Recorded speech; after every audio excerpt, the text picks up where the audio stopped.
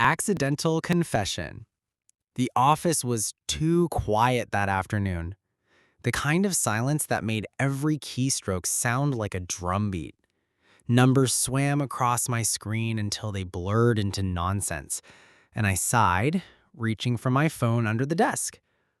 I opened my chat with Lamb, my best friend and favorite target for midday rants, and typed quickly, "If my boss looks at me one more time with those eyes, I'll combust. He's unfairly handsome and it's destroying my sanity."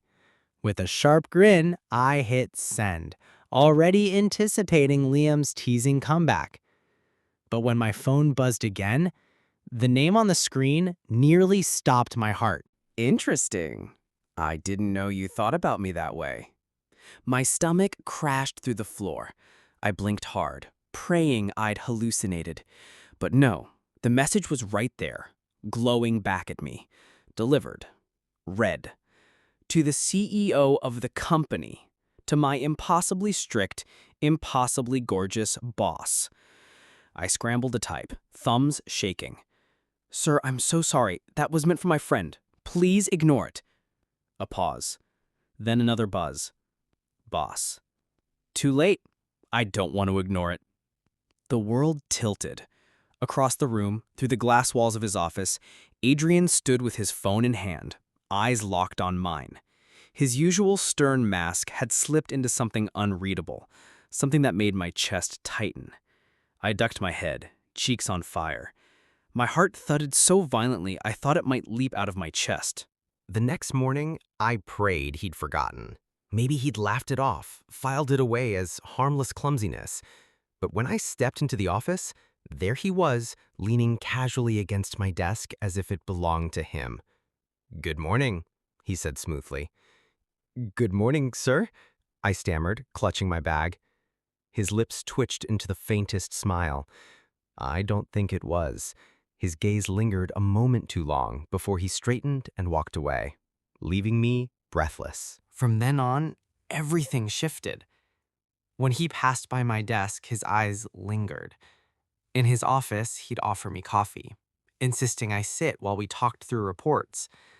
In meetings, while others debated strategies, I caught him watching me with unnerving calm, as if I were far more interesting than profits and charts. I vented to Liam over the phone. He won't let it go. He keeps looking at me. "And do you like it?" Liam asked, far too amused. I buried my face in my hands. "That's the problem. I do." One evening, the office had emptied, but I stayed late finishing a report. The air was hushed, humming only with the glow of desk lamps. When I looked up, Adrian was walking toward me, jacket off, sleeves rolled up, looking unfairly effortless. "You're still here," he said, stopping beside my desk. "Just wrapping this up," I murmured, forcing my eyes back to the screen. "You work too hard," he said softly. I tried to laugh it off. "I'm just doing my job." His voice dropped lower. "And what about me? Am I just your job too?" I froze. Slowly, I looked up. His eyes were fixed on mine, steady, dark, and impossibly earnest. "Adrian," I whispered. He reached down, gently sliding the pen from my hand and setting it aside. "I can't stop thinking about that message," he admitted. "About you. You've been here all this time, and I never noticed. Now I can't let it go."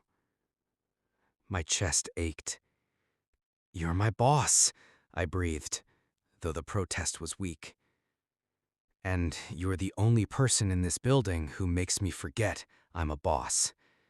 His voice was tender, his gaze searching. He leaned closer, close enough that his breath warmed my skin.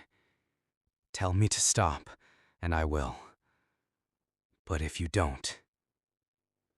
The air between us vibrated with possibility.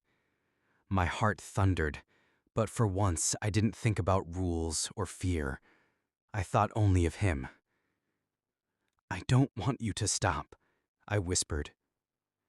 His smile broke, slow and devastating, before he closed the distance. His lips brushed mine, gentle, testing, before deepening into a kiss that stole my breath and left me trembling. The next morning, nothing looked different. Phones rang, papers piled, coworkers hurried past.